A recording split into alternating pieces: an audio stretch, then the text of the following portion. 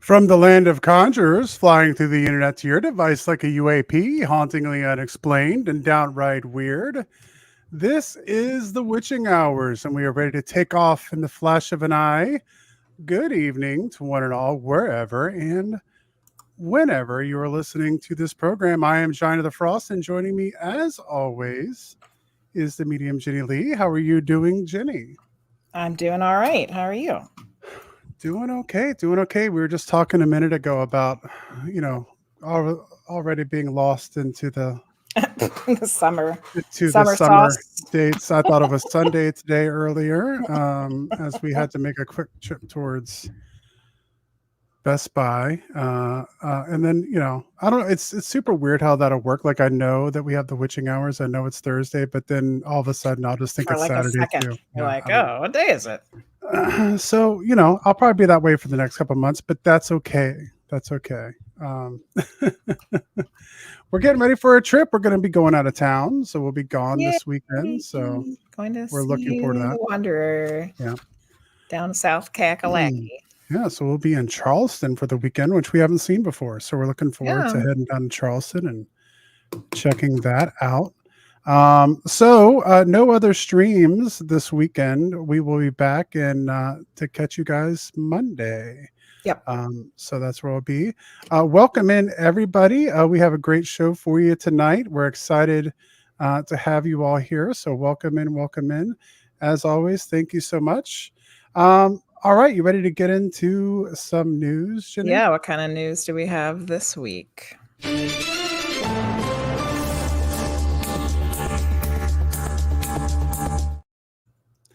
All right, so the first story we have is new theory suggests time is an illusion created by quantum entanglement. I think this is the one that you threw in Discord earlier. Yes, Uh, of a course. I new, didn't read it, so go ahead. yeah, a new definition of time suggests that we once thought was fundamental element of our physical reality could actually just be an illusion created by quantum entanglement. Very bold statement that and certainly requires a little digging into fully understanding. To understand the core of this new theory, we need to understand a few things, including quantum entanglement. By its most basic definition, quantum entanglement is when two objects are inextricably linked, that when one is disturbed, the other is also disturbed, no matter how far apart they are. And this working is called general relativity. General relativity says that time is baked into our universe, that our physical reality is set in space-time, and that time can warp and dilate in the presence of gravity. Scientists believe we have seen the Milky Way's black hole warp space-time around it. However, quantum theory says that time isn't bendable in any way. It does not change. Many physicists believe that the definition of time across both theories should be consistent. To prove this, Alessandro Capo and others researchers went hunting for a new way to define time. The suggestion here at its core is to point to time being purely a consequence of entanglement. It states that the only reason that an object appears to change over time is because it is entangled with a clock. As such, anyone observing the universe externally would see it as a completely static and unchanging. It's certainly an interesting new way to try to define time. Why many physicists believe that the new definition of time is promising, there are still some details that need to be ironed out to fully understand exactly what time is and whether or not it's truly a consequence of quantum entanglement. And then there's the whole problem with trying to figure out how you test those things. So Yeah. But time, I always like when science starts to figure out things that woo-woo people knew a long time ago. There's no such thing as time. yeah, Yeah. time. It's I feel like time is becoming more and more at the center of things here lately, with what's going on with science and in the weird world. Mhm. Another article this week: space photo. NASA sees a platypus move on Jupiter's moon Europa. No, it's not a I know what, animal.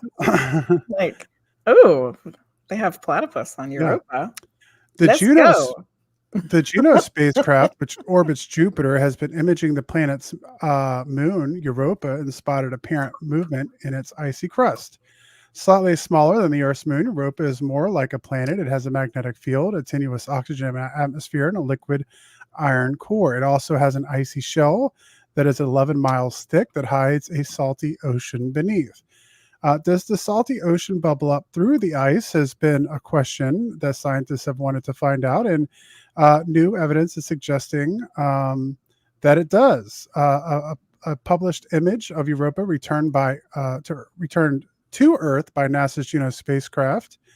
Juno's Ultra Sensitive Stellar Reference Unit instrument snapped an image during a close flyby in 2022 when the spacecraft passed within just 220 miles of Europa's surface. It was one of the first high-resolution images of Europa since NASA's Galileo passed by in 2000. The black and white image taken of Europa's night side when it was lit only with the light reflected by Jupiter shows a feature nicknamed the platypus, measuring about 23 miles by 42 miles. That's a big platypus. Yeah, this terrain contains ridges, ice blocks, and a dark reddish-brown material. It's the youngest feature in the region imaged, and scientists suspect it's where Europa's ice shell allows pockets of salt water from the moon's subterranean ocean to pool. Pretty interesting. Juno's close flyby also saw 4 visible light images of Europa taken by JunoCam, which show the icy crust at the north and south poles of the moon, and not where they once were. They suggest that Europa's icy shell is free-floating and moving about the moon. Juno's mission will end in 2025, but 2 more missions are bound for Europa. NASA's Europa Clipper, which will launch later this year and arrive in 2030. Meanwhile, the European Space Agency's Slower JUICE launched in 2023 and will arrive in 2031 to tour 3 of Jupiter's moons, Ganymede, Callisto, and Europa. So more exploration of Jupiter's moons coming. Sounds pretty cool. Jupiter got a lot of moons. Got to check them all out. Well, and they've for a long time now they have been thought one of the places that life could be found inside of our solar system. Yes. The moon's more likely than the planets. So Boeing's first Starliner to carry astronauts arrives at the International Space Station despite thruster malfunction. Really? Starliner reached the International Space Station today, June 6th, making contact with the orbiting lab at 1:34 p.m. as the duo flew over the southern Indian Ocean. That was a bit later than originally planned. Starliner missed its first docking chance at 12:15 after 5 of its 28 reaction control thrusters malfunctioned. But the mission team got 4 of those impacted thrusters back online, and Starliner was cleared to approach the ISS in the next window. The Starliner launched Wednesday on its first ever astronaut mission known as Crew Flight Test. And the Crew Flight Test is sending NASA astronauts Butch Wilmore and Suni Williams to the space station for roughly a week-long stay. Boeing had received a $4.2 billion contract to do just this back in 2014. SpaceX got one as well, worth $2.6 billion, and Elon Musk company flew its version of the CFT known as Demo 2 in 2020 and is in the middle of its 8th operational crewed mission to the space station. Pretty neat. And then the last story I have for tonight is carbon dioxide levels in the atmosphere are surging faster than ever to beyond anything humans have ever experienced, officials say. Fantastic. One of the major drivers of the exceptional heat building with Earth's atmosphere has reached levels beyond anything humans have experienced, officials announced on Thursday. Carbon dioxide, the gas that accounts for the majority of global warming caused by human activities, is accumulating faster than ever. Scientists from the NOAA, the Scripps Institution of Oceanography, and the University of California, San Diego found. Over the past year, we've experienced the hottest year on record, the hottest ocean temperatures on record, and seemingly endless string of heat waves, droughts, floods, wildfires, and storms. NOAA Administrator Rick Spinrad said in a press release, "Now we are finding that the atmospheric CO2 levels are increasing faster than ever." The researchers measured carbon dioxide or CO2 levels at the Mauna Loa Atmospheric Baseline Observatory. They found that atmospheric levels of gas hit a seasonal peak of just under 427 parts per million in May, an increase of 2.9 parts per million since May 2023, and the fifth largest annual growth in 50 years of data recording. It also made official the past 2 years saw the largest jump in the May peak when CO2 levels are at their highest in the Northern Hemisphere. John Miller, a NOAA carbon cycle scientist, said the jump likely stems from the continuous rampant burning of fossil fuels, as well as El Nino conditions, making the planet's ability to absorb CO2 more difficult. I wonder if it has anything to do with the ocean belt turning off too. Yeah, well, that's an interesting one because you don't hear that so much in the news. There used to be a big thing you would hear about. Yeah, because it's like that's the scariest thing. You know what happens when it turns off? Ice Age. And the sun cycle, right? CMC, right?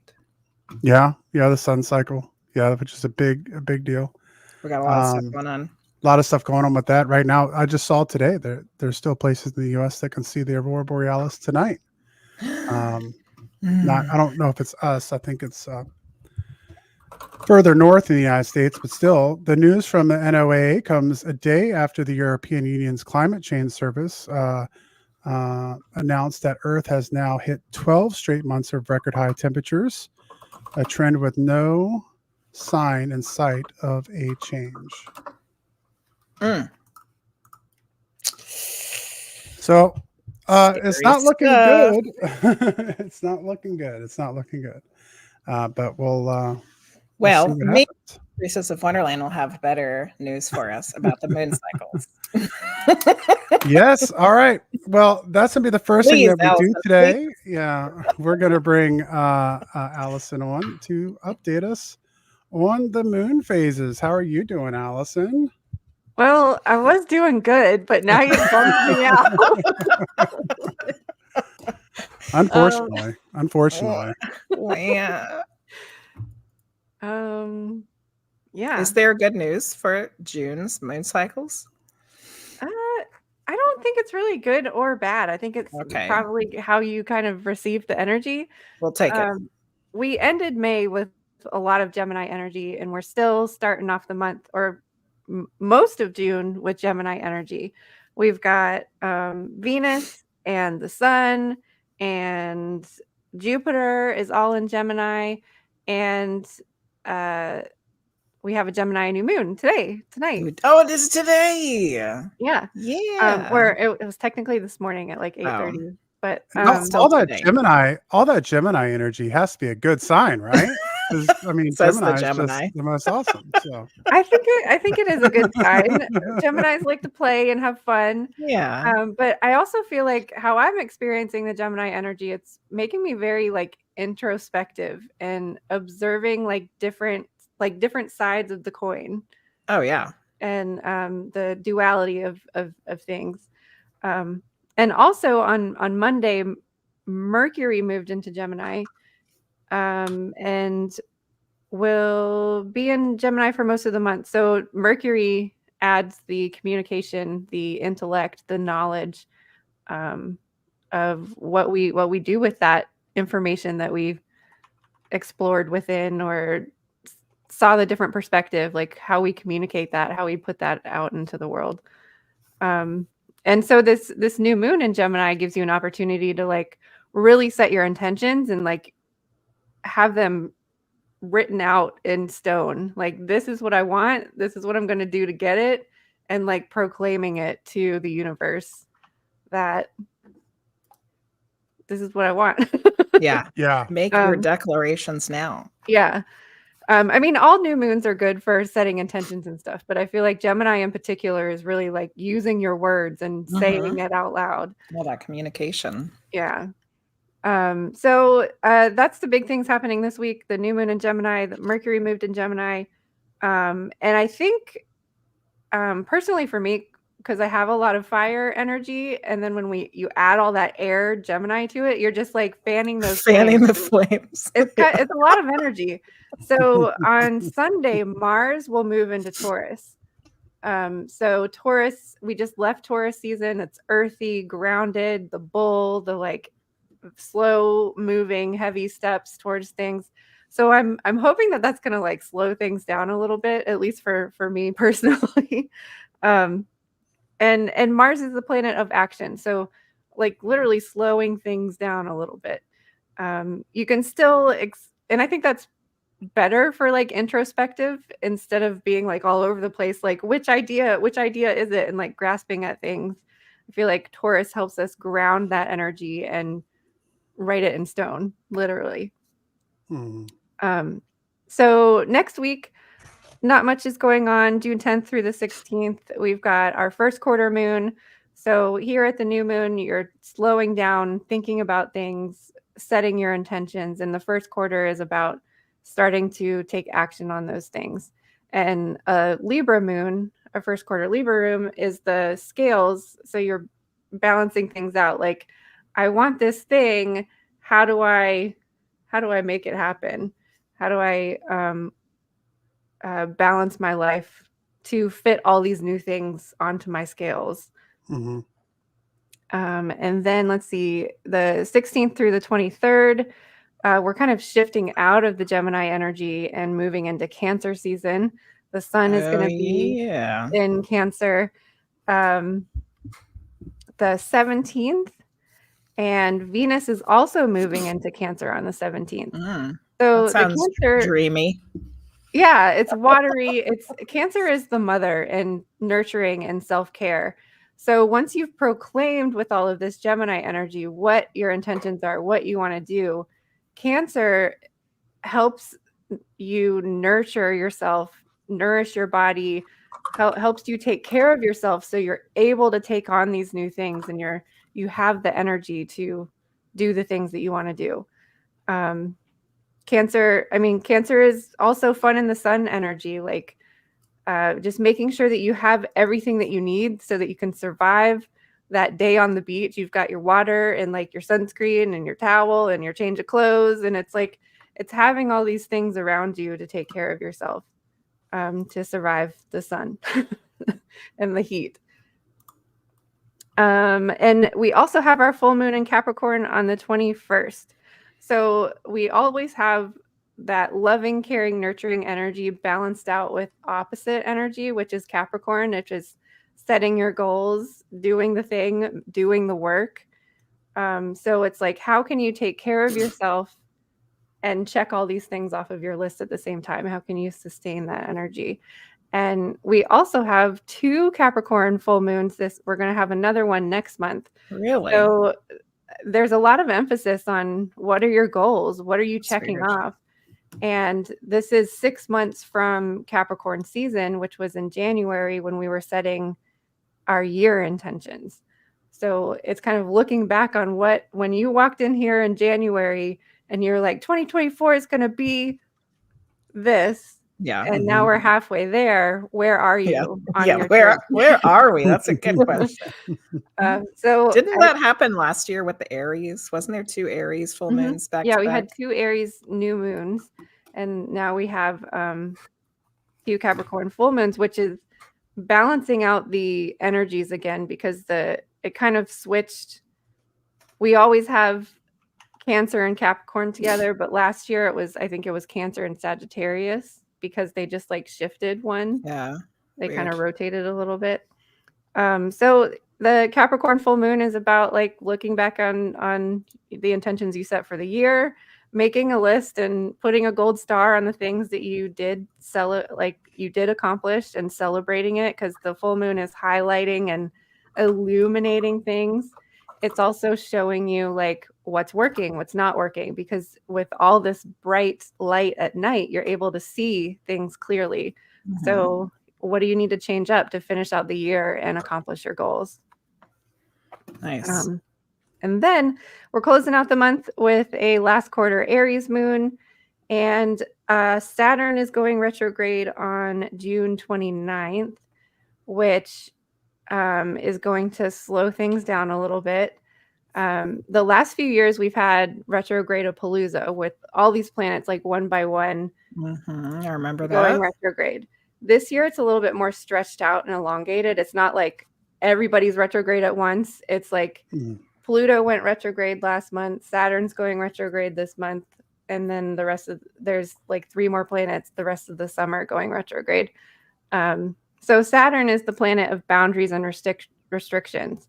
So this is kind of reevaluating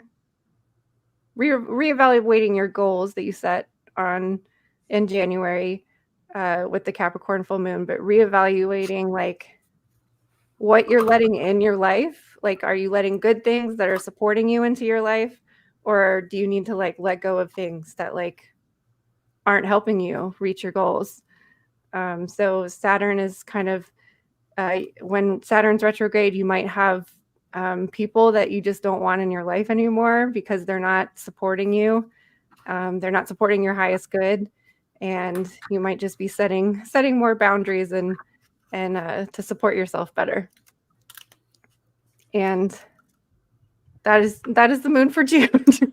It's not too crazy, excellent. but I think it has the No. potential to be crazy for some people. I think it sounds like you said, like it sounds promising, but not, not great, not terrible. I think Yeah. could be some good things come out of it.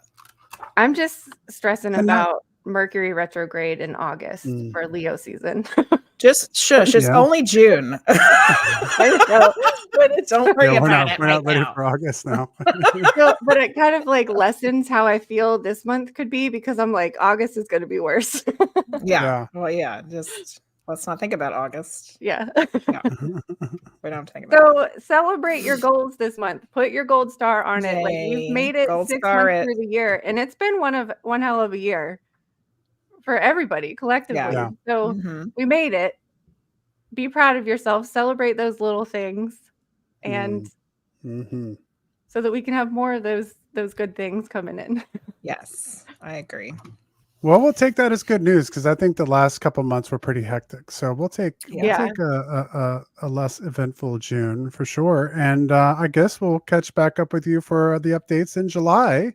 Yep. A programming note: we won't be on because the Thursday is July 4th, and I'm sure everyone wants to do other things. So we'll rejoin the following week, which is like the 11th or something So you like can that. either come on the last week of June or the second week of July. So we'll Whatever's figure that out. easier for you. I'll figure it out. Thanks for having me, as always. Thanks, good. Thank you for joining us, and have a wonderful evening, Priestess. Bye, everybody. Bye, Alyson.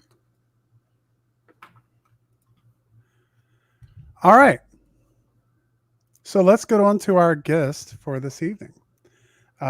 Sophia Demas was born in Dearborn, Michigan at the age of 19. She began paying attention to coincidences, many of which resulted in her receiving exactly what she needed at just the right time. She found that the more her awareness was elevated, the sharper her intuition became, and the more she was trusted it for guidance. This cultivated her inner voice and has enabled her to recognize coincidences as divine communication. Sophia's experiences have made it clear to her that divine intelligence wants us to be happy and find our true purpose.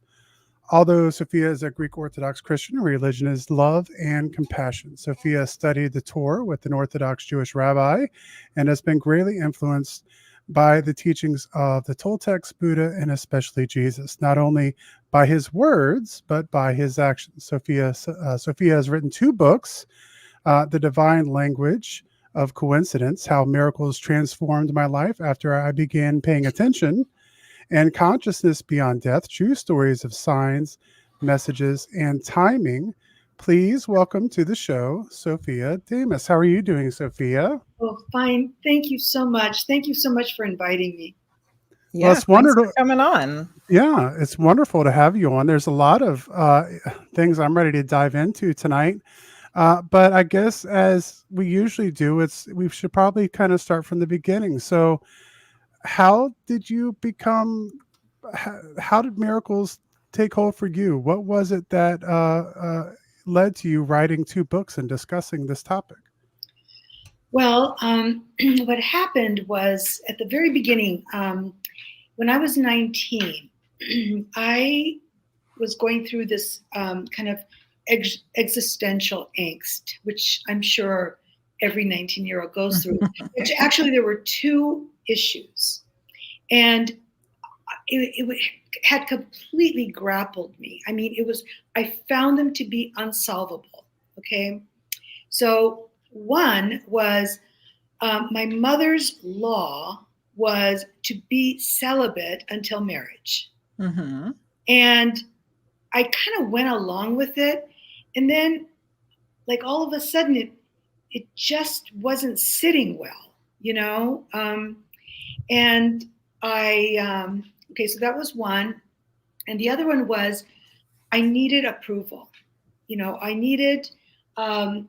felt like I was a really nice person, so everyone should like me. And then every once in a while, there was somebody who didn't like me. They didn't even know me. And it just ate me up, you know, and I just didn't know how to solve these problems. So I met this man. So I was 19, he was 27. He had already been married and divorced, and he was getting his PhD in like universal something, you know. and I mean, not my cup of tea. I was a party girl, but I was electrified by him. And so, you know, but then there was this law over here. Mm-hmm. And then, so what happened was I had a dream. Okay, and I'm just going to run through it real quickly, but it's really highlighted in the book. So I appear on a stage. Okay, and I had this wedding gown on, but you know, marriage was not attractive to me at the time. I felt like I was going to be trapped, you know. Mm-hmm. And so there was no groom on the stage. And also another thing was about my thing, this celibate until marriage, was if I wasn't going to get married, I was going to die a virgin. Yeah. That wasn't sitting well, you know. Mm-hmm. So anyway, I'm on the stage and the lights go up and it's filled with people, the auditorium. And I'm just sitting there, just so grateful that all these people are here for me.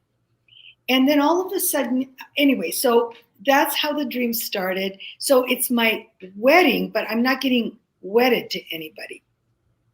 And then, so at the end, I'm in a different room. I'm in a hall, and all these people are walking past me, like it was the reception line. Mm-hmm. And people were just walking past me. I knew everyone, and wouldn't look at me. Mm-hmm. Once in a while, a person that I felt very close to would just turn and look. Two people turned and smiled. So I was going through this anxiety. Well, are they going to walk past me? Are they going to smile? What are they going to do? You know? And then for some reason, I look down. I'm wearing the white wedding dress, but I'm in a coffin. And what was my funeral. Oh my goodness. And so I wake up, just sweat, and I know that this is, you know, predicting my imminent death. So it was like 1:30 in the morning, and I put on whatever I had worn the day before, and I went to this man's house. I walked over to his house because I knew that I was going to get the real information. Mm-hmm. And there he was, you know, the lights are on, you know, he's, you know, doing his writing. And he welcomed me in, and he sat me down, and I told him about my dream. And he said to me, I will never forget it. He said, no, this has nothing to do with your physical death. What this says is that what's dying is what's no longer working for you, and transforming the situation and bringing things in that do work for you. And it was, oh, wow, you know? And then he gets up and he goes to his desk and he brings these papers, and they were poems that he had written about me. Mm. It was like, oh my God, this guy knows me like no one else, you know? I knew that was the guy. This was not the right time. So anyway, but it was like, and he asked me, he said, why do you care what somebody who doesn't know you thinks about you? And I went, oh my God. So after that, I never cared at all what anyone thought about me. And he was the guy. And the whole thing from meeting him to the end was 4 months. And, you know, I mean, I could only talk about universal theory for so long, you know, even, you know, and, you know, he just wasn't like part of my crowd. But anyway, it was that sort of two ships crossing in the night and having my two issues, that the whole event transformed me. I walked into womanhood in the best way, and that was never lost on me. So I really felt that something bigger than me was pulling the strings, and I started paying attention. So that's how it started. That's incredible. Well, you know, one thing that popped into my mind already with that story, Sophia, is I don't know if you've delved into past life experiences before. Is that something that you've looked into at all? Yes. Okay. Something very, very strange. One of the strangest things that's ever happened to me, which I'm not going to talk about. Okay. And, That's okay. That's all right. and so I explored the possibility of having this person having been part of a past life experience. And I consulted with my astrologer, who's fantastic, Diane Lawson. And what came out was the answer, because there was no answer. There was no explanation to me other than this experience with past life. So the only reason that popped up in my mind was I've had just the way you kind of explained how you felt about this person, and there's just like ships passing in the night. I've had a couple of experiences with that in my life, and not with maybe anybody who even is an important part of my life now, but just people I've met and been like, there's just some connection there. There's some like crazy electricity of like knowing that person and feeling like you've been together before. And there's some, even if you're not in the same circles or whatever. And I've been explained to, that, that's what it is. It's like someone you've shared an experience with before, maybe in another life. So I was just curious if that was something that could be going on there. it could be, who knows? I mean, that never crossed my mind, but I mean, the way you explained it, it's perfectly logical, because he's kind of like, I've tried to look him up. He doesn't exist, so Wow. who knows, Oh, that sounds even more interesting. It definitely sounds like no matter what, all of those puzzle pieces were put in place to open your mind to realize that you didn't have to fit into the box that you had been placed in. And that we all are placed in. We all buy the story. We buy the story. And then when it starts getting uncomfortable, pay attention to that, Yeah. Wow. I love that it all started with a dream. And it's so weird because I was just had one of my own dream experiences just come up today. Another coincidence. Here we are talking about an important dream. And I just was remembering one myself today. Okay, that was the first experience. Then what happens after that? Well, because I think I kind of, when I realized that this was something bigger than me, I feel like unconsciously I tuned in. I just tuned in. And then these other things started to happen, these coincidences, and then somehow they brought to me exactly what I needed. And my friends would say, "Oh my God, these things only happen to you." And I'm like, I found that annoying because, I'm not special. I'm not a guru or a saint or anything.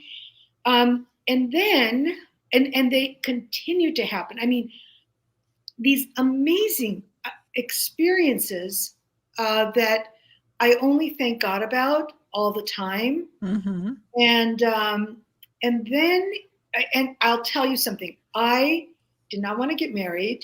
I did not want children because my careers were very important to me. And the last thing I wanted to do was write a book. 16 years ago, a medium, and the way I got together with, again, I had no desire to be with a medium, but there I was in face to face with her. And she told me that I was going to write a book. And I said, that's not in the cards. And I said, look, I told her, look, I said, I'm a people person. I said, there is no way. First of all, I said, I have nothing to say. And then I said, I'm a people person. There's no way that I'm going to sequester myself off somewhere and write. There's just no way. And she let me finish very graciously. And she said, word for word, she said, Spirit says when she's ready, there are many spirits here to help her and many hands on earth. And that's how it went down.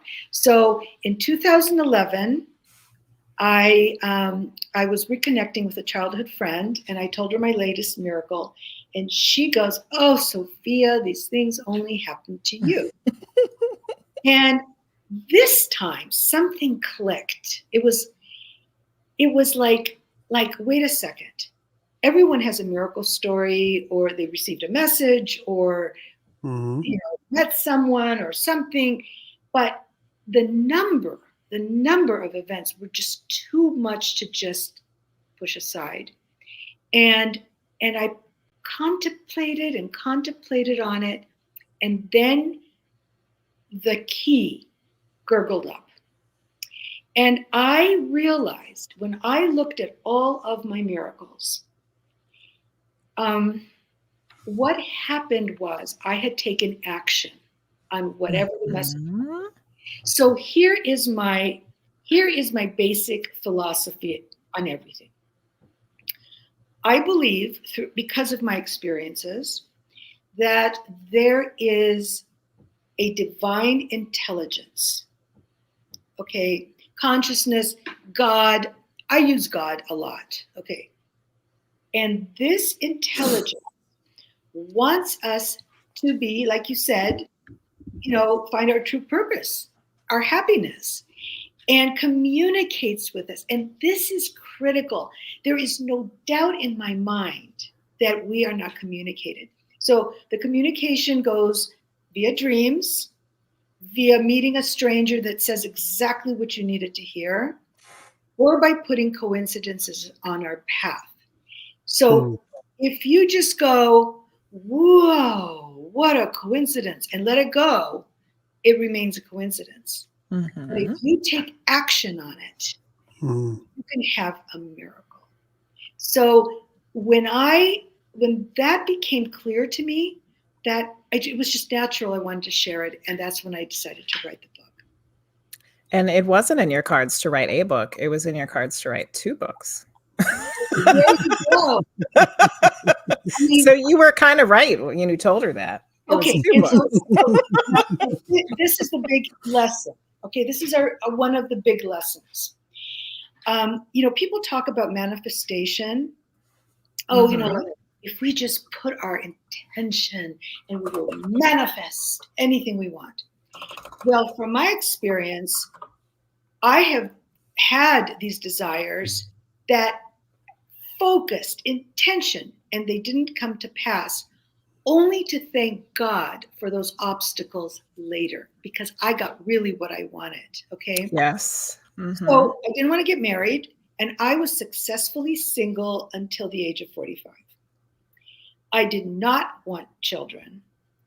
But in 2011, one of my mentors, Father Stephen, who is the closest thing to Jesus on this earth, he is a Albanian Orthodox priest, but he also opened up all of the covenant houses in the East Coast, which is homeless shelters for teens.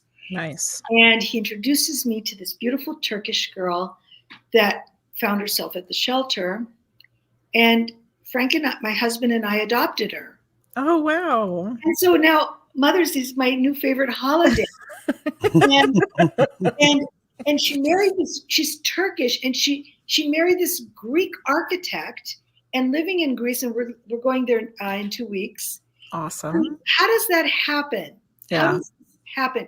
And then, yes, and the events were so numerous to cram into one book that I plucked out all the ones that had to do with death, and that's my second book.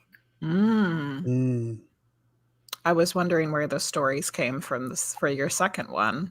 Yeah, seven chapters are my experiences, and 3 are close friends. And I just read the whole thing for an audiobook.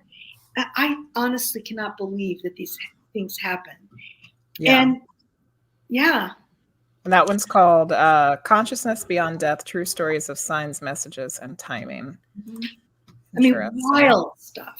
And everyone has a story.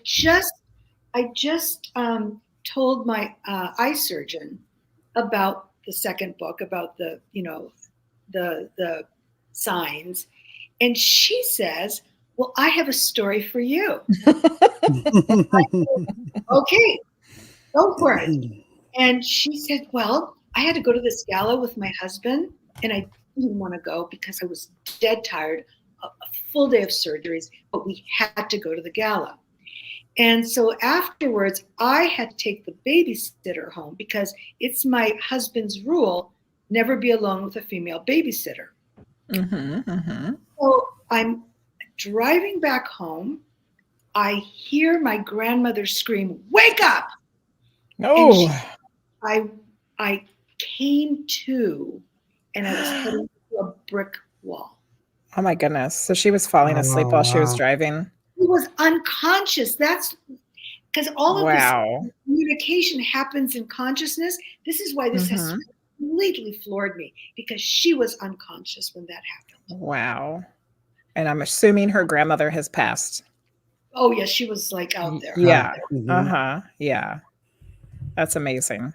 Mm-hmm. Yeah. That's the thing. We talk about that a lot, just in general, but on our show a lot too, is like, yeah, I love it when you are just having a conversation with somebody who you don't think would have, any interest in all of this stuff. And then they're like, "Oh, but I do have a story this one time," I think it seems like everybody has some kind of one-time story.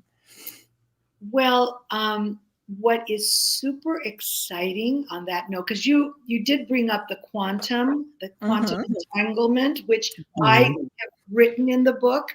Ooh, because nice. At the beginning, I felt this weird urge to study quantum mechanics. Not because of my faith. My faith is unshakable, but I just needed to know how these events could happen in our physical world. And so what I did is I went and got this book, and I just couldn't do I couldn't read. I mean, I would do anything but read this book. But anyway, so all these nudgings happened so that I could read the book, which I read about. And it helped. It actually helped. Yeah, I think that's the key to understanding all of these unexplainable things is all of this quantum science that they're working on. Well, it just makes too much sense because, I look at it this way, and you talked about, your faith being unshakable, and we have a large community with all kinds of different backgrounds and beliefs. But when you mix it, this science and quantum mechanics that's happening, like they don't know. Scientists don't know where that's going, and they're very open about that. Yeah. And one day, I mean, I'm pretty sure one day in the future, we're going to find out that the road of science and the road of space, faith, and spirituality is going to connect, and that's when fireworks are going to go off. But Well, I have some news for you. Yes, tell us. Well, I don't know how this happened. This is so super exciting. I can't even, but there is this outfit. The way it even happened, there's an outfit in the UK called, and you should look it up, the Scientific and Medical Network. And the executive director somehow clicked in with me. And so he interviews a scientist. I mean, this group is esteemed scientists that study parapsychology, paranormal. Cool. And so he interviews a scientist and features their book every month. So he interviewed me and featured both books last September. Nice. Then he invites me to help plan and participate this group of scientists that were doing this 2-day webinar called the Synchronicity Summit. And I was the only non-scientist, non-academic. Wow. Okay, so gold star for you. I can't believe this. Okay, I'm sorry. I am a permanent member of this group. Wow. And they decided to publish a book based on the material of the summit. And they accepted my essay. And I just got the manuscript.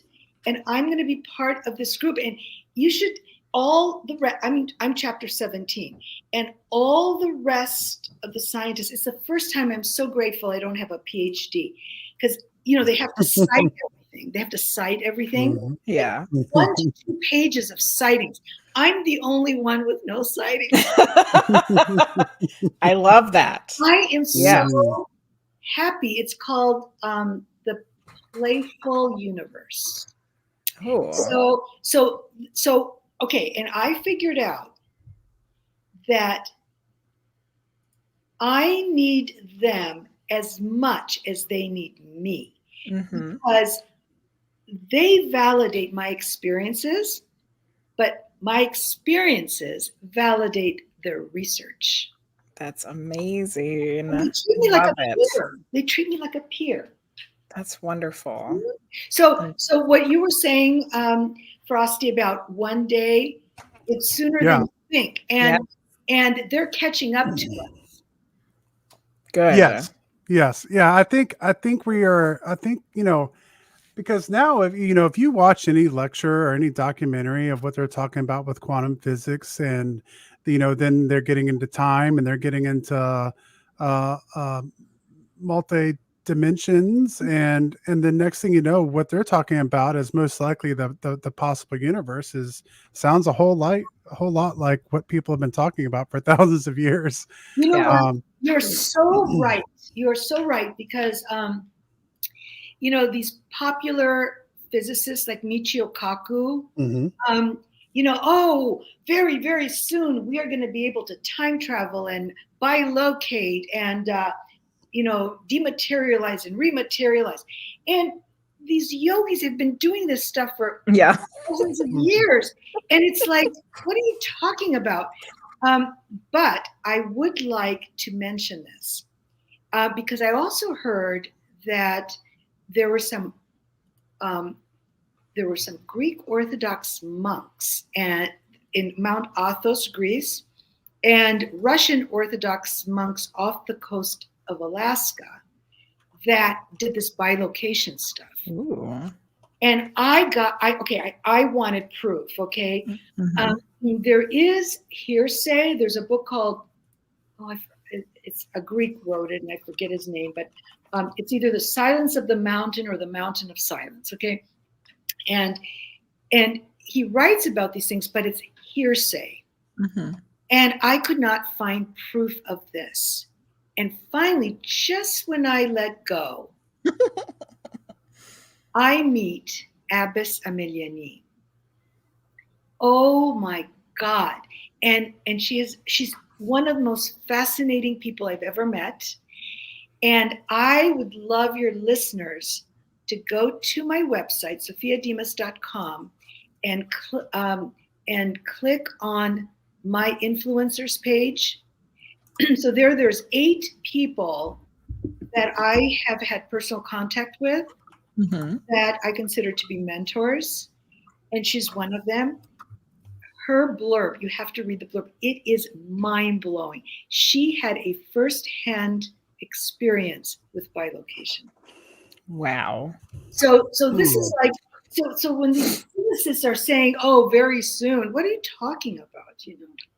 Mm-hmm. She's a nun. I've heard of I've heard another famous story of a nun that could biolocate. It Oh, like she can't. She didn't bilocate. Oh, she didn't. No, she didn't. Do you have any recollection of the collapse of the skywalks at the Kansas Hyatt Hotel in 1982 I that don't killed think so. 150 people or something? Oh my goodness. Yeah. She No, I was don't think I know crushed. about that. She was crushed under that. Wow. And you just have to read it. It's just Yeah. mind blowing. So anyway, back to the scientists. Okay, so I knew that scientists studied consciousness, but I had no idea that they studied coincidence. Mm. So Mm-hmm. and a lot of these scientists are part of this scientific and medical network. So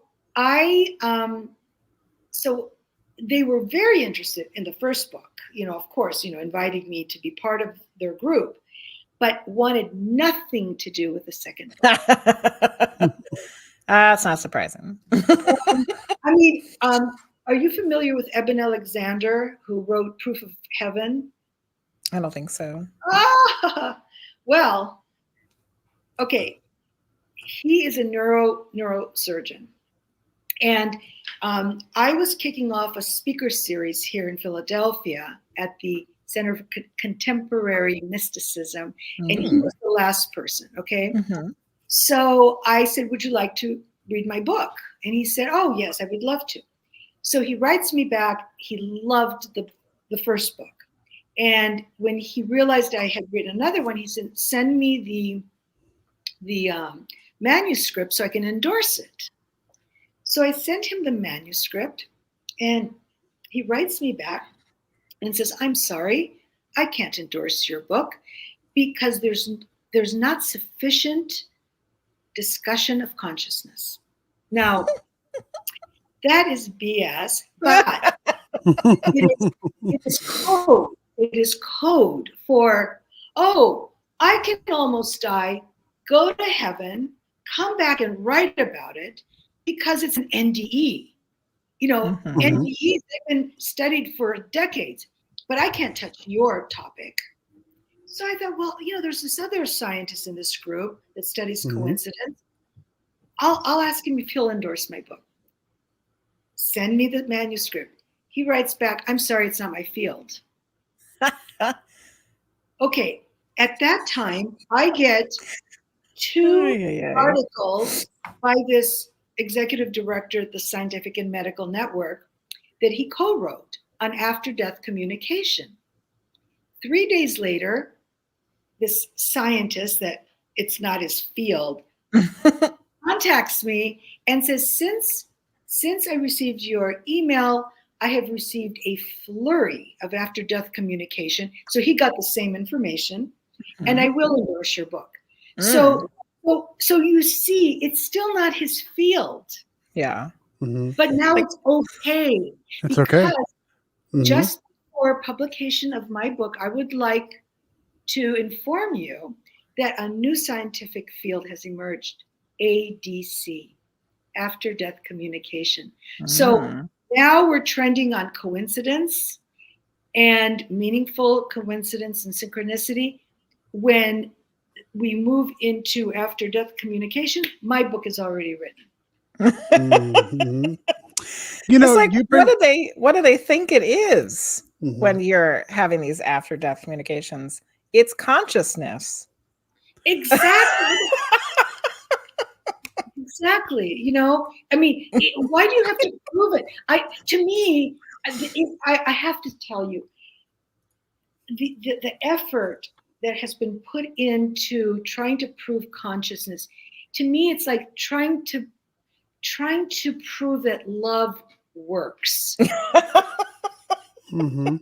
I Yeah. just, Yeah. Well, it's really interesting having to deal with the academic world when we talk about so many things that are, I guess, metaphysical.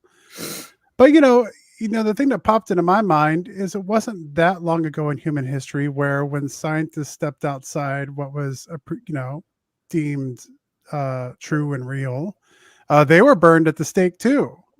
So, and I think that burning at the stake is still a metaphorical one that happens to certain people in their field when they go a little too far. And, Yeah, very true. people spend a lot of money, and I can attest to this.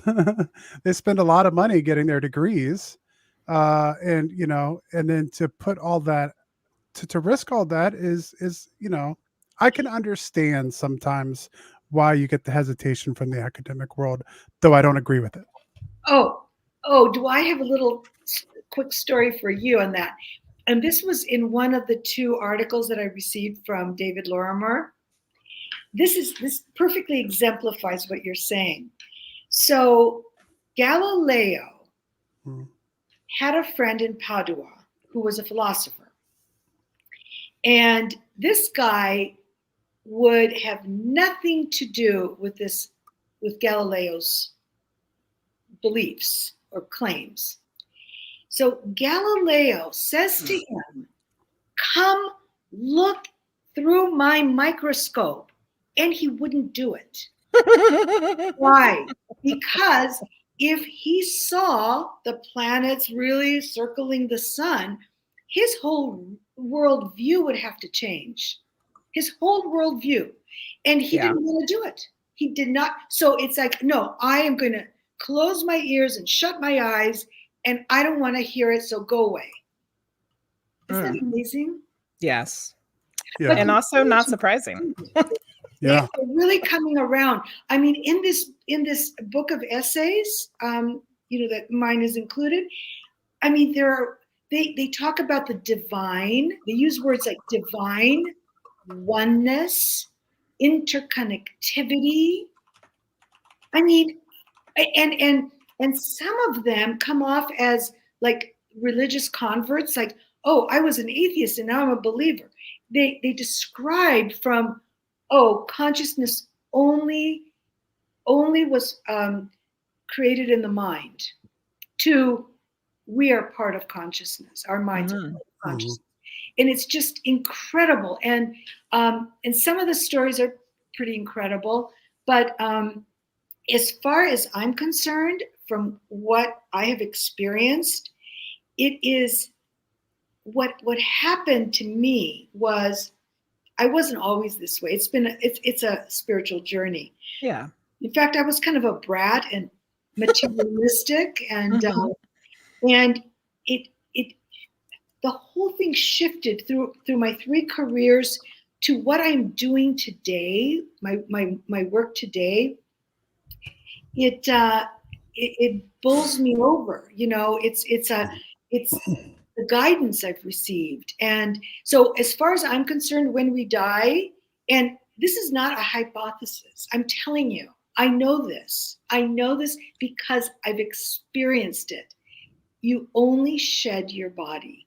You are as conscious as all of us are right now. Yeah. I have a question because this is you were talking about you've had 3 different careers, and now you're doing what you're doing now. And I kind of have a similar situation where I changed what I did multiple times. And for me, so I'm wondering if it's the same for you.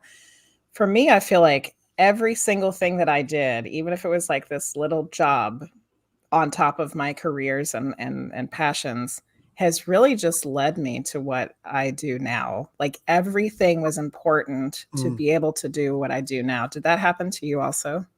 Absolutely. Yeah. Mhm. I mean, clearly.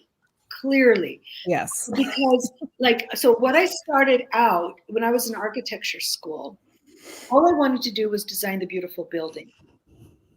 That's all I wanted to do, just beauty. Beauty, space, beautiful space.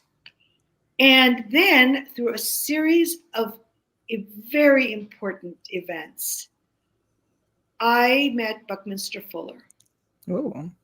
And upon graduation, he asked me to work with him. Mm. That's how I got to Philadelphia. Well, my whole worldview changed. I mean, he was about saving the planet. He was one of the most spiritual people. He is not known for this. I am telling you, from my interaction with him, he was one of the most spiritual people I've ever met. Wow. And then so it was solving the world's shelter problem, solving humanity, and then I went really far from beauty, designing biotechnology laboratories, and that I just went So then I went into dress design, and all I wanted to do was design beautiful gowns, Mm-hmm. and then that got boring really quickly, because I mean,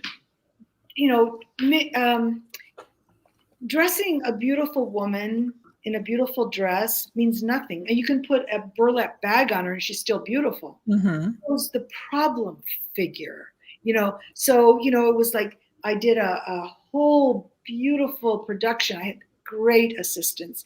And we did 30 lavish evening gowns for maternity gowns, evening gowns. So, and they would rent them for the weekend. Mm. So this put me on on the map nationally, and then it was like, wait a second, why would this woman? What I saw was that a lot of my beautiful, filthy rich women were like depressed and Mm-hmm. self-confidence, and then these large women just, oh my God, they were so like, with it and knowing exactly with it. And I thought, okay, what is with this picture? And that is when I made the discovery that it's low self-esteem. So I Mm-hmm. went back to college and got my master's in counseling psychology. Wow. And Total shift. yeah, well, see, Yeah. well, okay, total shift, but the theme now is Mm-hmm. Mm-hmm. problem solving. Okay, Yes. problem Yes. solving. Mhm. So I designed a 12 And making things beautiful. and making things beautiful because I love beautiful Yes. things. Okay. Yeah. But that's not the most important thing. So what I discovered was the most important thing for me. And talking about reincarnation, I don't want to come back. And Frosty, one of the reasons is climate. I don't want to come back in this like horrible climate stuff.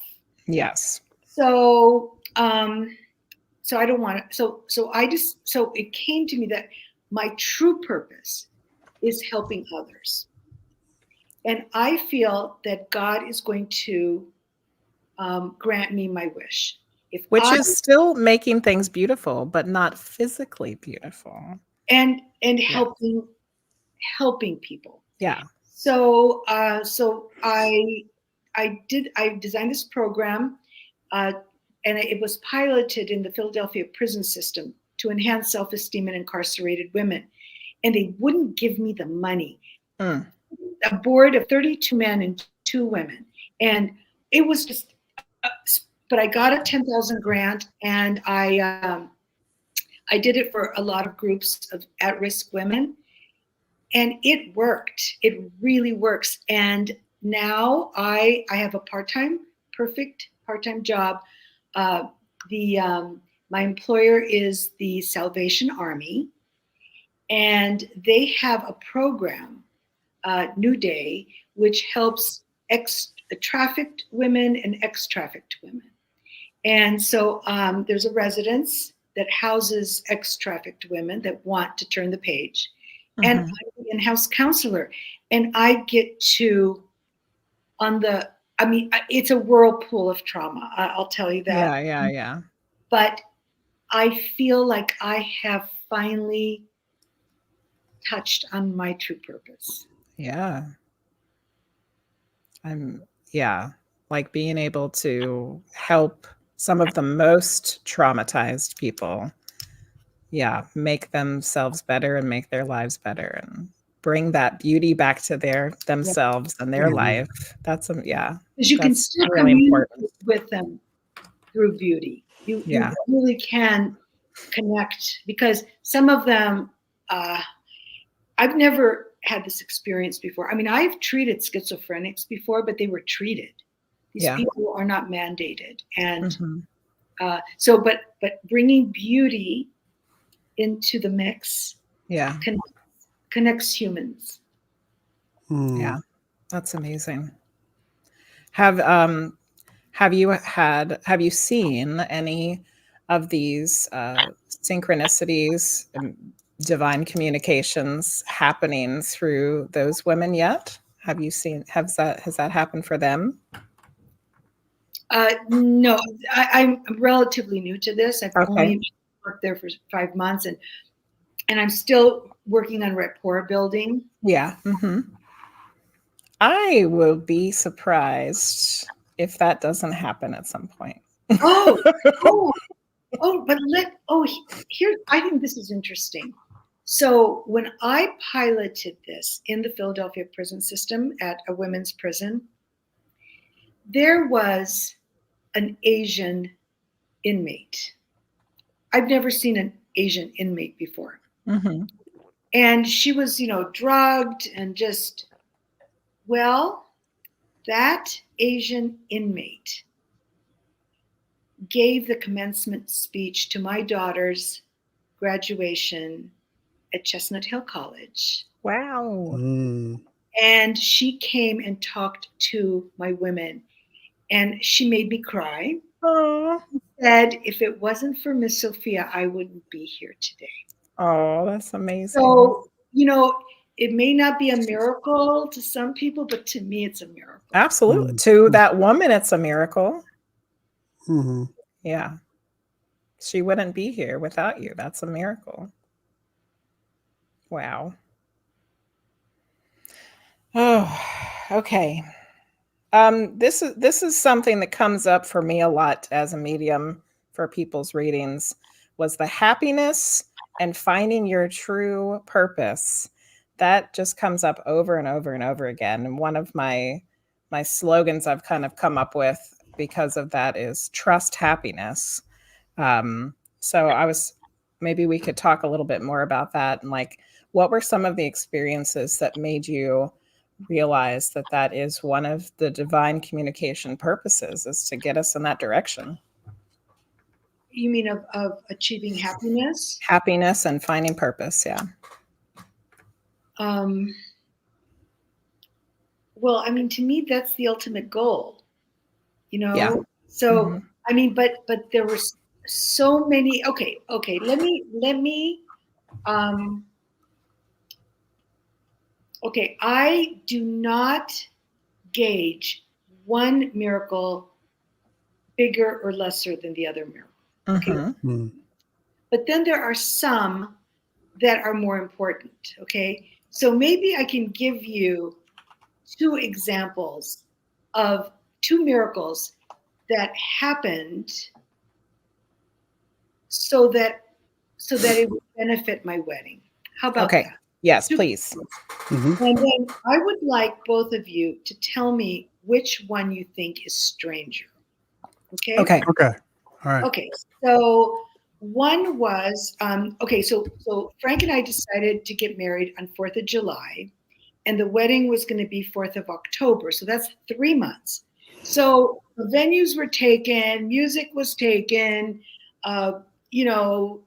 I mean, it was like, and we didn't care, you know. I mean, I have a friend who's a event planner who can create beauty anywhere.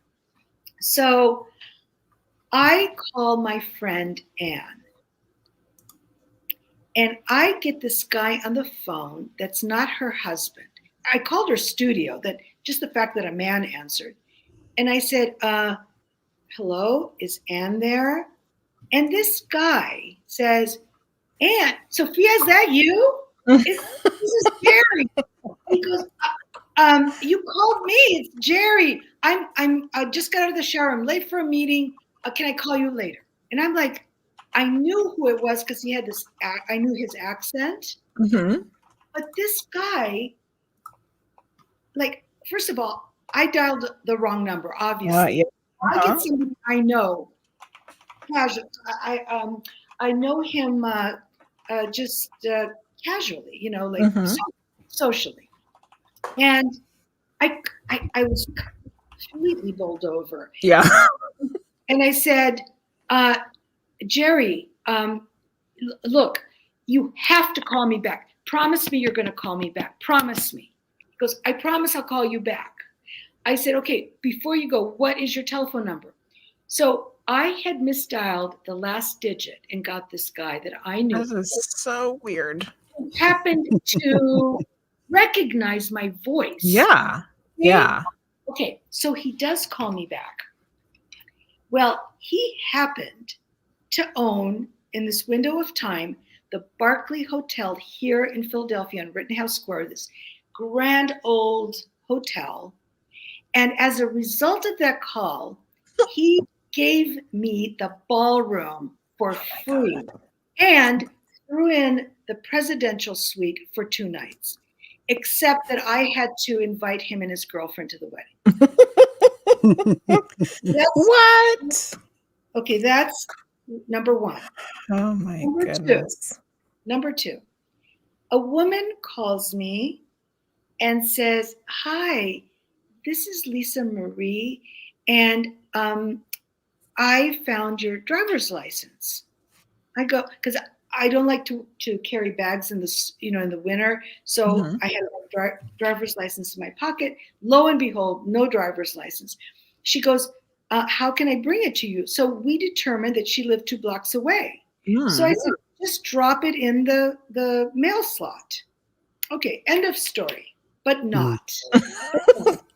Okay.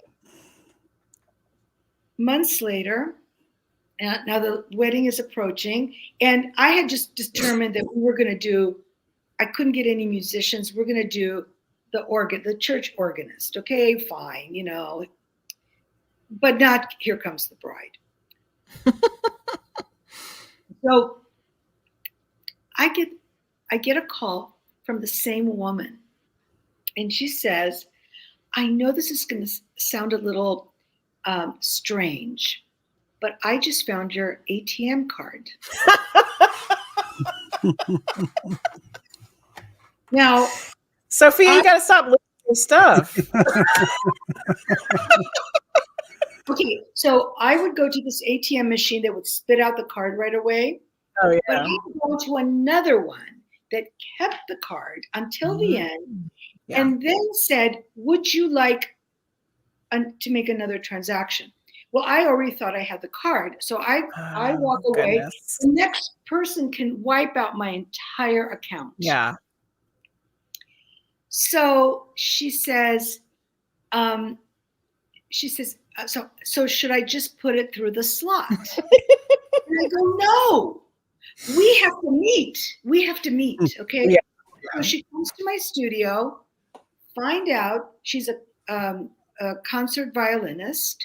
Oh my goodness. And as a result of that meeting, she got her friend who played the classical guitar. I said, oh, have you ever played Concierto d'Aranjuez? And she goes, oh, yes, it's one of my favorites. I said, you're kidding. She says, I would love to play it at your wedding. Oh my goodness. Got the guy, and together they played my favorite concierto as I'm walking down the aisle. So which one do you think is weirder? I'm going to have to say the woman finding two different items of yours is definitely weirder. Yeah, I'm actually gonna go with the other one. I'll go with the hotel, just like a random phone call. Like that. One digit Always off. Yeah. 50-50. It's always Yeah. 50-50. Yeah. Both of those Okay. stories are amazing. Okay, Yeah, they are. Here is the crux. Okay, here is the crux.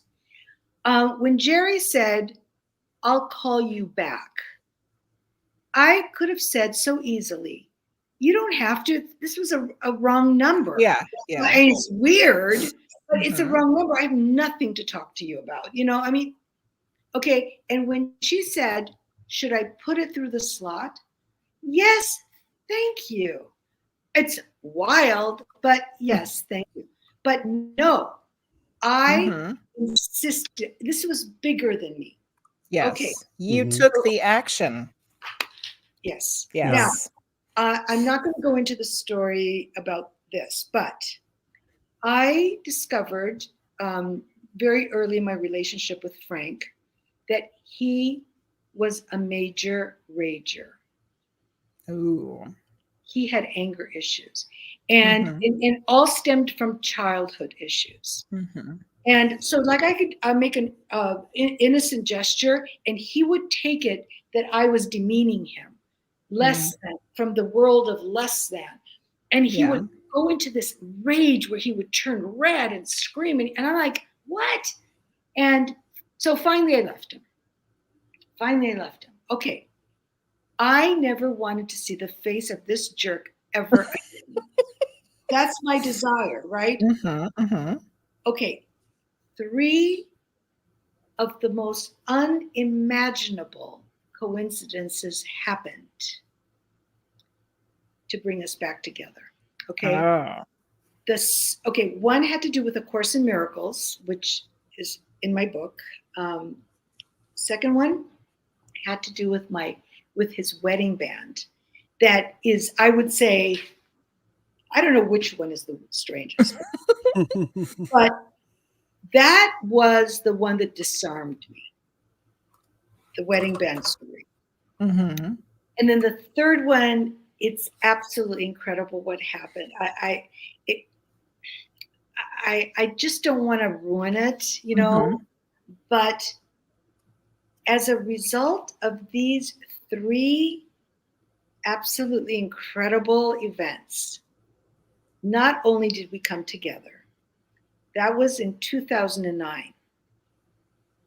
Since then, he has not had one episode. He's a transformed human, not the man I married. And I am literally married to my dream companion. Oh, that's wonderful. Good job, Frank. Yeah. How does that happen? Where Yeah. it's my desire. My desire is to start my new chapter Yeah. without this creep. And look what And happened. came back around again. He Mhm. must have done a lot of work in the time that you guys were apart. No, No? no. You have to read. You have to read this You because have to read the book. I kind of You got to get the book, people, if you want to know the rest of the story. I read it through because I still can't believe that this happened because I know my will. Mhm. I have this. Unfortunately, God gave us free will, Yeah. and I was exercising it to the best of my ability, but the universe knew better. That's if there could be one takeaway, is that divine intelligence knows better what is best for us than we do. And we can't Mm. always see the path, but sometimes we end up exactly where we wanted to be, really. Exactly. Yeah. Exactly. But not how we thought we would get there. Yeah. Yeah. Well, we have a lot more to talk about, but we have reached at the bottom of the hour. So, and this is a good time because we're talking about the book. So, if you want to hear some more about the miracles and stories that we're talking about, you can check that at sophiademas.com, DEMAS.com. And Twitch is pinned up at the top. Yeah, it's pinned up at the top of the channel, so you can go And check that YouTube, out. I just posted it again. There you go. And it will be listed in the description below. If you're listening to us by podcast later on YouTube, you can find it in the description. Is there anywhere else that people can check you out at, Sophia? Is there any other? I imagine the book's available on Amazon. Is there any other places? Yeah, Barnes and Noble. I mean, every Target. I don't know which stores exactly, but it is definitely available in many chains. And I'm gonna look for you in Target next time. Next Sunday, I'm looking for you in Target. And I just finished my audiobook of the second book, Consciousness Beyond Death. Cool. And it's but I would invite people to read some reviews before they make their purchase, Yeah. Excellent. Thank you so much. Yeah. Well, we still have about a half an hour. If you're good to go, you can keep talking. Sure. Okay. Well, this whole thing, going through there, so many of these things have brought up like personal experiences that I've talked with Jenny a lot about, which is just that idea of like looking back at how your life went and how these things that you saw as negatives at the time end up being really important things that happened to you in your life. It feels like there's a little bit of a connection with some of the things you talked about. Or, for instance, like I've had a lot of times, especially when I was younger and didn't have a lot of money, where I was like, man, I don't know how I'm gonna make the electric bill this month. And then all of a sudden, like I would get like a refund check from the electric company, or just something weird would pop up that would like be like, I don't know why I got this, but I got it just in the nick of time. And it's easy, like you were saying earlier, I think, to explain those things away and just be like, oh, well, it's just a coincidence. But if you act on that coincidence, it'll be interesting to see where all those things take you. Well, that's why I see, this is where I have problems with manifestation, because you can have a desire, focus on that desire, and if you actually got it, it would be negative. So from my experience is that, and this is what I tell people, that I mean, you should absolutely follow your desire, okay? But what I like to say is to put my desire out there and then add, or what is best. Yeah.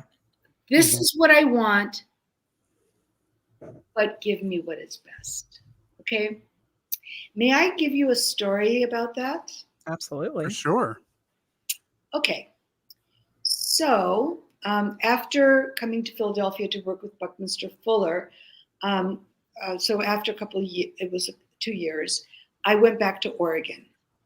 And that was 1981. So I was with Bucky from 1979 to 1981. Oh, and on the same influencers page as Abbas Ameliani, there's a picture of me with Bucky at the office. Oh, cool. So I went back to Oregon, and then this incredible recession happened, and half of the architectural offices closed in Portland. So I waitressed. And finally, it was like, I just don't want to be away from my profession for any length of time. So I heard that things were really picking up in the East Coast. So I decided to come back to Philadelphia. And my friend, who is married to an architect, brought me to this Christmas party at an architectural firm. So I am looking at the projects on the wall, and we're talking stellar quality.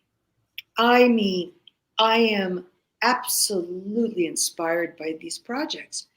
And I loved the physical space of the office, this open, long, open space, and loved the partners. Don and Arlene.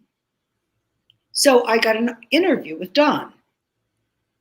So he says, oh, you would make such a great fit. We're waiting on this project, and when we get this project, you're hired. So I put all of my intention and manifestation into getting this job because that's all I want. They don't get the project. And then he says, but next week, we're going to know about another project. We get the project, you're hired. Same thing. They don't get the project. Third time it happened, I'm like, you know what? Screw this. I'll get another job. Yeah. Which I did. Okay, that was in 1984. In 1994, 10 years later, I'm at the gym, same gym that Don goes to. And he calls me over. He's on the treadmill, calls me over and says, we're having our Christmas party tonight. I'd like you to come. I go, thank you so much. And I go on the Stairmaster. Now, there was this man that I was very attracted to. And we had spoken the year before at the gym. And since then, he wouldn't talk to me. And basically, I terrified him for some reason. And so he comes to the Stairmaster next to me and says, you know, he's starting his Stairmaster. He goes, how do you know Don? I said, well, I had an interview with him. How do you know Don? And he said, well, he's my partner. Oh. I didn't know that there was a third partner. And I said, oh, well, he invited me to your Christmas party, so I guess I'll see you later. I'll see you tonight. Well, that was Frank.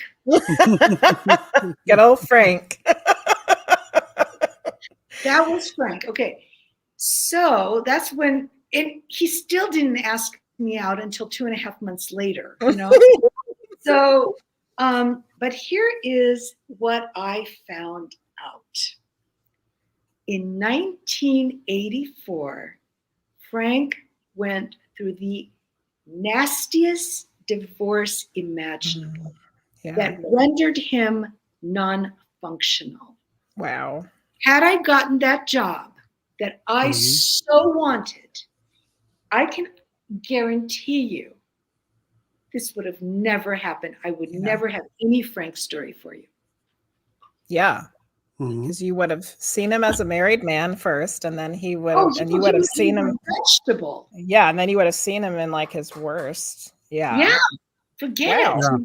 So this is what I'm saying. So when you come to this level of utter faith that if it's not working out, it's not supposed to work out, you don't worry about anything.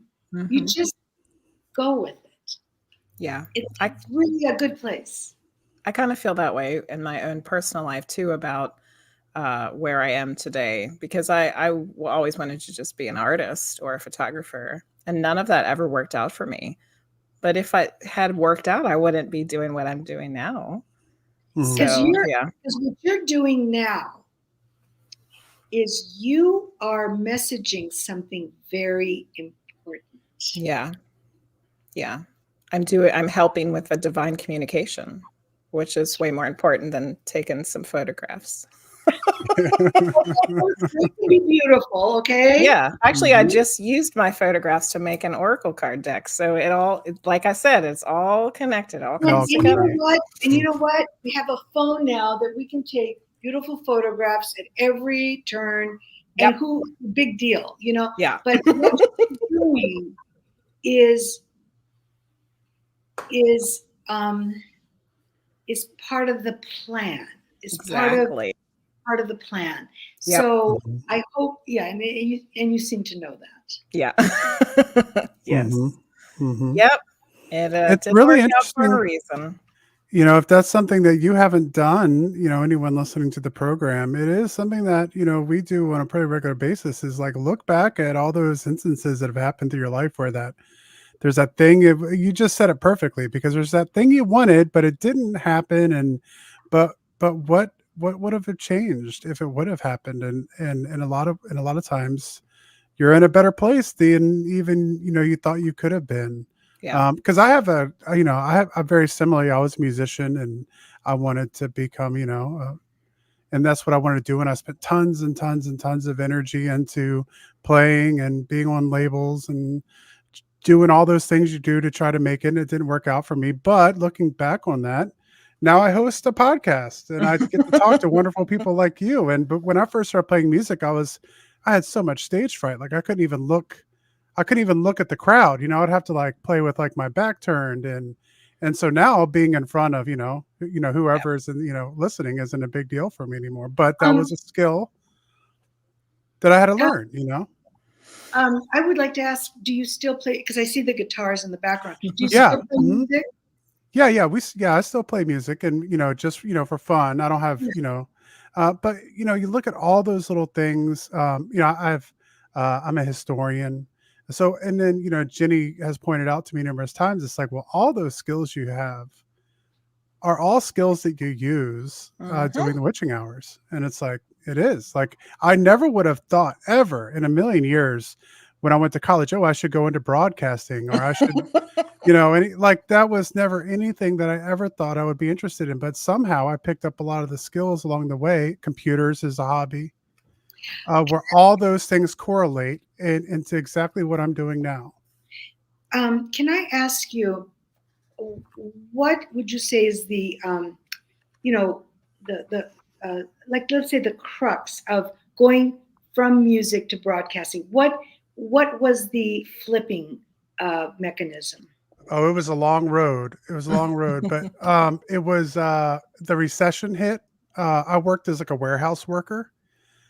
Because that was a job I could have where I could get all the time off I needed to go play shows and stuff. And the recession hit in 2007 to 2008. And I used to do like new construction kind of stuff. And so I ended up joining the Army as a way to, to be able to have, provide for my family or whatever. And then from there, that allowed me to go to college when I got out of the Army. So then I went to college and I got a master's in history. So then I learned how to research and how, and things like that. So the music and the research and my experience in the military, I don't know if I could almost create a better resume for what I'm doing now. But I didn't see that unless you look back at it. Podcast. Okay.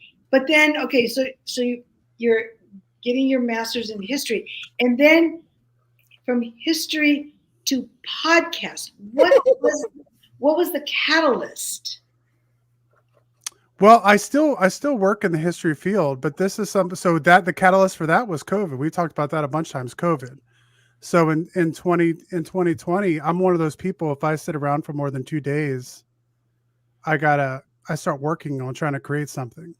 I don't consider myself like a visual artist, but I definitely like to create, You're an idea guy. And so we were sitting around during COVID and it's like, man, I want to do something. And that was the idea that we had, was to do this show. And then when I was doing it, I was like, well, can I do, I was like talking to Jenny, like literally just like, well, can I do that even? Like, can I really host like a paranormal talk show? And she's like, well, everything you've done in your life has led you up to do this. And I was like, well, maybe you're right. He wasn't just in a band. He was Yeah. the lead singer in a band. So Wow. he had to be the front man and be the person that connected with the audience. So it's the same thing. Yes. Yeah. Yes, exactly. That's yes, good point, Yep. There's skills that you get from different areas that you think you're going to take somewhere else, but they benefit. And that's just like what Jenny was talking about. There's skills that you've gathered, skills that you gathered. That was a great story earlier about, all these things you're working with and the connections almost in a completely different field. If you look at it from a different point of view, it's like, well, that was perfect. A threat. Yeah. Exactly. Yes. And the thing is that you are now reaching a much more vast audience than you would in a club.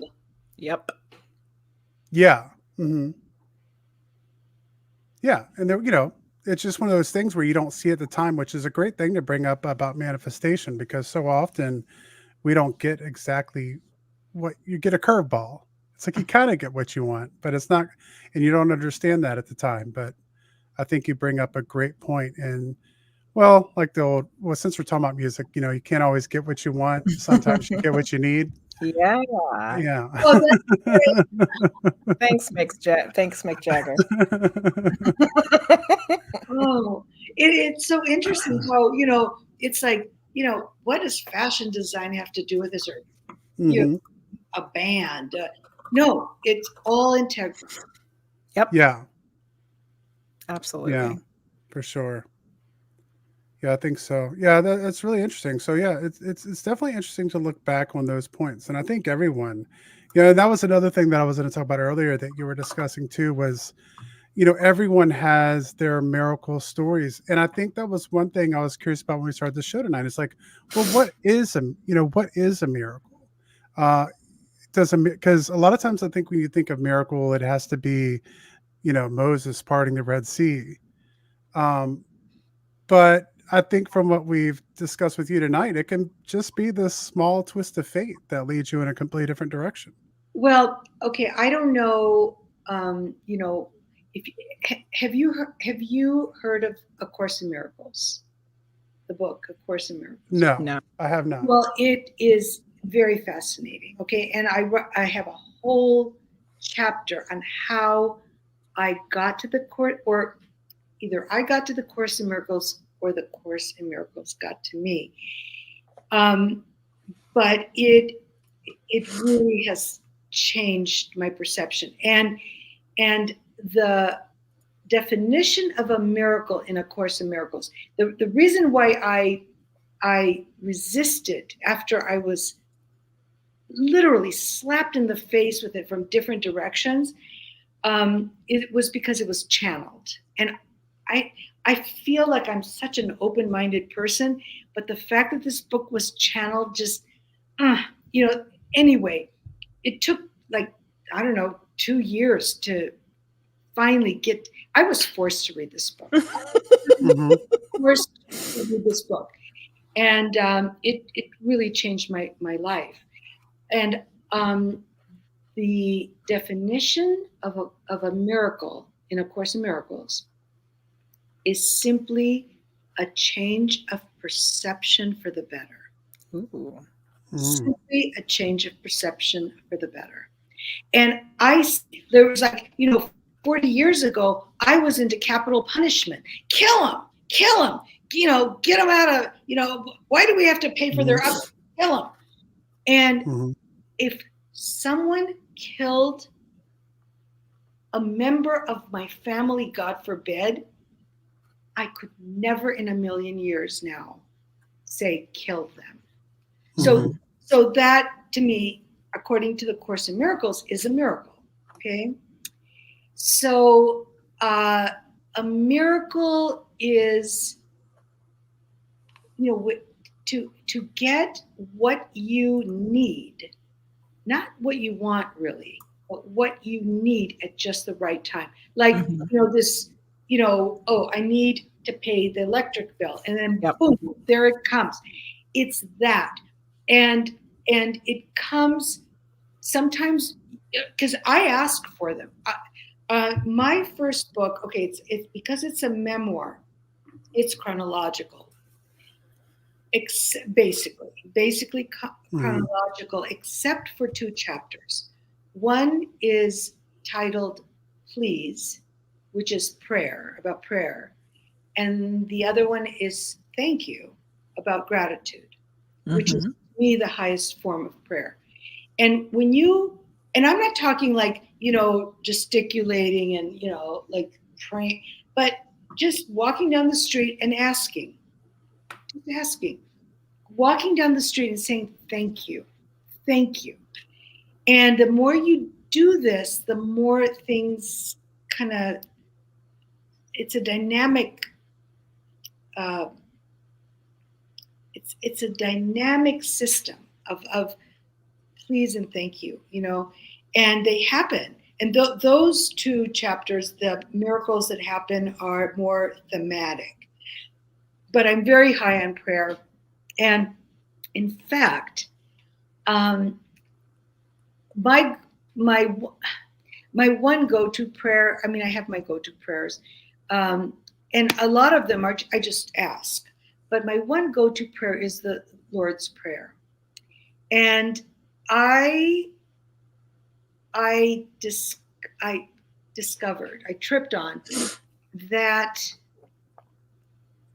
the word Greek is my first language. And I tripped on the fact, just like that, well, actually, I was led to this, to discern that the word forgiveness was not in the Greek version, which surprised me. And so, because forgiveness is a biggie, okay? So you can say, okay, Jenny, I forgive you. I forgive you, but don't you ever forget it. Or I can say, Jenny, let's just forget about it. Let's start afresh. Let's never think about it again. What is the feeling between those two forgivenesses, you know? Yeah. Mm-hmm. So what it is the way it is in the Greek version is more like free me from guilt. Free, you know, as I free others from guilt. You know, so it's not, so I just lift any guilt that you have. That is my mission of forgiveness, is to lift any guilt. So what I did is I retranslated the Lord's Prayer from Greek to English. And I got the blessing of my friend and mentor, who's also one of my mentors on my mentors page, Father Dr. Dimitrios Konstantelos, who is a world-class theologian and Greek scholar, who gave me his blessing on the prayer. Oh, nice. And I said to him, I remember when I went to him, I said, oh God, I don't know, I just feel like you're going to tell me that I'm a heretic. Mm. And the first line, because I have a problem with the patriarchal stuff in the church. Mm-hmm. So the first line of the prayer is, our Creator, who resides in a sound, light, and vibration. Ooh. And he says, exactly. In Greek, heaven is plural, heavens. So he said all realms, sound, light, and vibration, all realms. I got the green light. And nice. And it really is, it's because if you just know the prayer, because the Lord's Prayer was written first in Greek. When the apostles asked Jesus, how should we pray? He said, he gave them the prayer, but it was in Aramaic. Mm-hmm. But the first time it was written, it was in Greek. Mm. So if people don't know the prayer in Greek, they're gypped. So I have retranslated the prayer to try to grasp the nuances that have been lost in translation. That sounds cool. Yeah, what an interesting translation too. I mean, it's interesting how much things can change with that, isn't it? Absolutely. Yeah. Because there's no evil at the end also, by the way. Oh, good. Deliver us from evil. No, It's not evil. That's not in the Greek. Good. Okay. All right. All you out there in chat land, if you have any questions for Sophia, make sure you drop them in chat. We have a few more minutes left. So if you have any questions, throw them in there and we will see if we can get those answered for you. We're coming up to the 10 o'clock hour, so we'll be ending soon. I did want to say, Sophia, when you mentioned the last book, a lot of people in chat have read that book.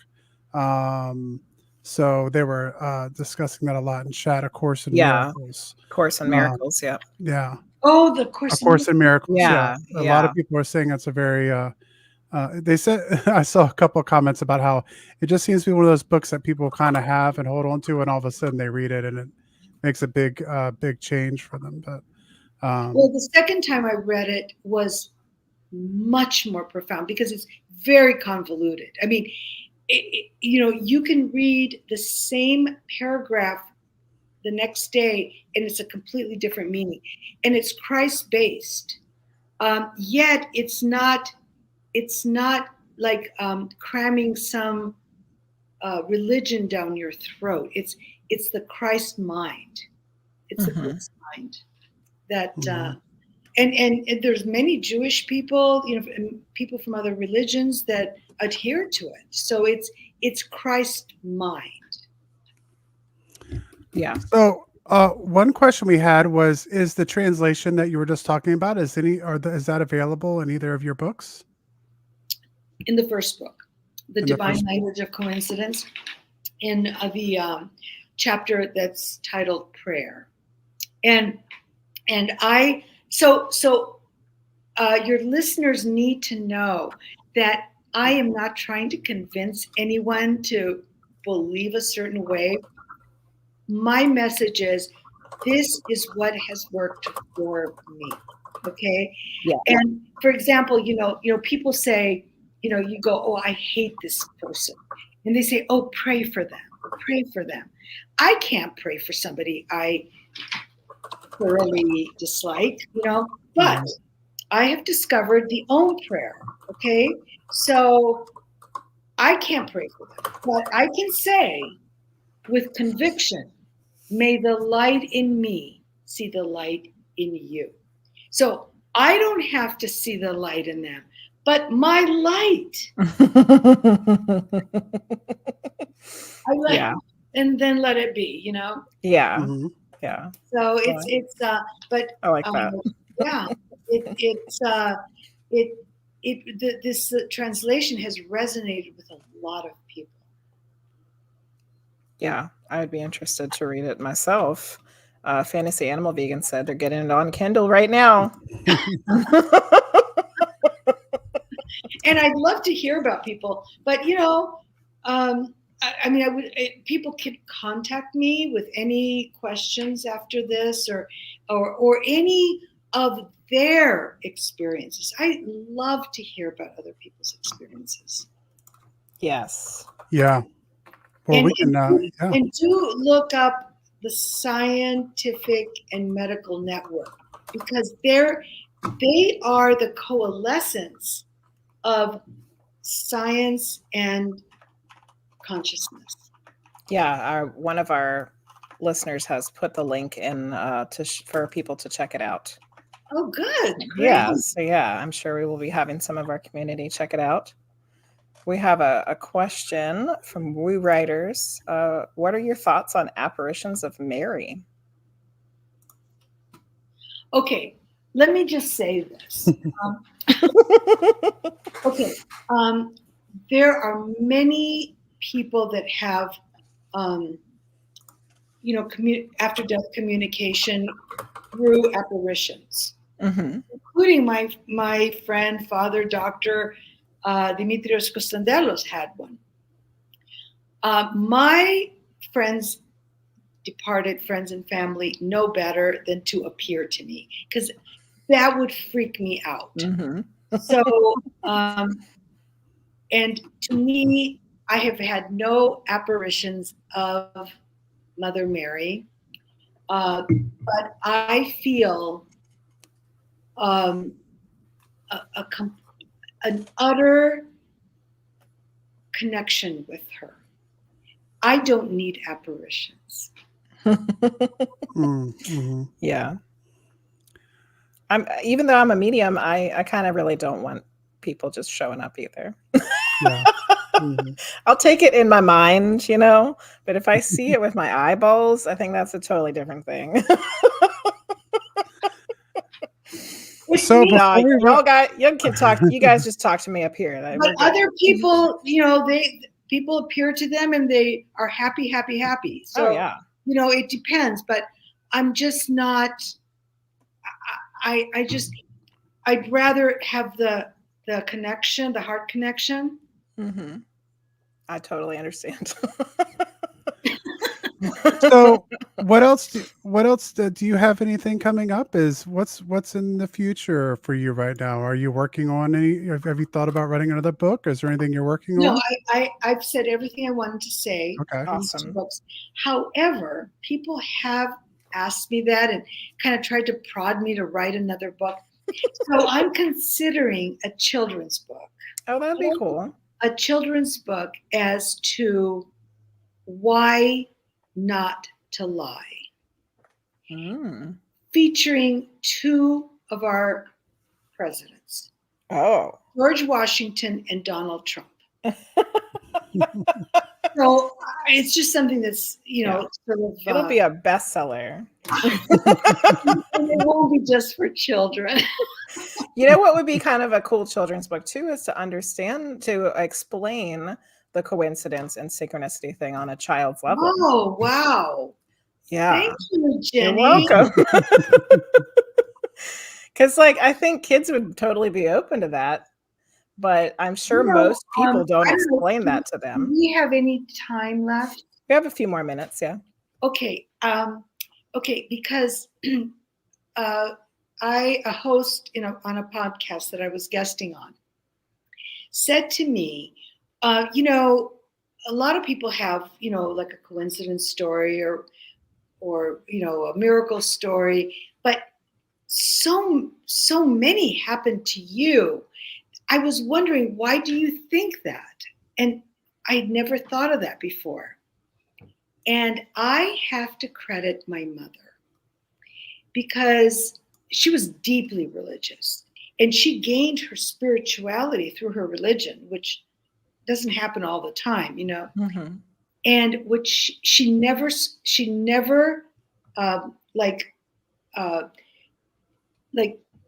loaded it on me. She never, got me in to do anything I didn't want to do. But what she did from when I was a toddler, she would talk about, in Greek, you can make anything into a diminutive, like Jesus into little baby Jesus. Mm-hmm. So it was little baby Jesus and the little Virgin Mary. And she would say, if you ever want anything, you just ask little baby Jesus. He loves children and he does everything to, bring them their wishes to come true. And if you're ever scared and you want protection, just ask the little Virgin Mary and she will protect you. And I thought, you know what? I wonder why it just became so natural that that I could communicate with unseen beings from such an early age. She just fed it in such, these are your friends. You don't have to worship them. They're your friends. Mm-hmm. And they are my friends. Yeah. Yeah. Like setting that Great. Understanding that you could communicate with them whenever you wanted to. Mhm. Yeah. It's not, to me, it's not strange, but I can see, your listeners going, what is she talking about? No, not for us. No, nothing's weird around here. Princess Boo Boo said that would also make a great book. The little Virgin Mary and the little baby Jesus. So you have 3 children's book ideas now. Sorry. Get to work, Sophia. Get to work. My new chapter. Thank you. Oh, thank you for your input. This was, I just can't tell you what a grand time I had. Oh, good. This is very fun. This is a great conversation. Yes. Yeah. All right. So this is what we're going to do. We're going to do our little false finish here. We're still going to be live on Twitch, but we're going to say goodbye to all of our people who are listening on the podcast at another time in another place. Thank you so much for joining us tonight. Make sure if you enjoyed this program that you Give it a like or a subscribe or leave a review or whatever you do on the platform that you listen to. Thank you so much for joining us, and we will see you next time. And for everyone else who's still hanging out with us over on Twitch and over on the YouTube chat, I have all kinds of cat hair going all over the place because I have someone who needs some, who decided they needed some attention during I their last thought I program. heard her meowing. I was like, it's either a cat or a child. I'm hoping it's the cat. We're going to go find someone to go visit tonight over There's on a Twitch. ton of people on tonight. Oh, we have Yo Erica on. Reptar, Weird Paul, Some Ginger Girl, Black Sheep Meat, Kids Chaos. We don't get to raid Yo Scorpy. Erica with the witching hours very often. No. And So- she just raided you on your birthday stream. the other Yeah, we day. did a little birthday stream, So which we was can super fun. We can repay Had the such a raid blast. there. Yeah. So we'll go visit Yo Erica. Thank Yay. you so much, Sophia, for coming on the program tonight. I had an absolute blast talking about all this stuff with you. So thank you so much. And hang out for a few minutes because we're going to say goodbye to you after we're off. So once again, just a note for everyone, we'll be gone this weekend, so we'll be out of touch for a couple of days. I'm sure we'll be hanging out on Discord. And for calendar, what we have going on next week, we'll be back with Risa Miller, and we're going to talk to Risa about herbology, witchcraft, and the cryptids, and all kinds of history dealing with witch trials and things like that all across America. So we're going to talk about that. Fun. Next week. Yeah, it's going to be a good time. Okay, the raid has been created, so we're getting ready to. Hopefully that should be working. Yeah, it's up there. Okay. Okay, everybody. Take care. We will see you all next time. Good night, everybody. Bye.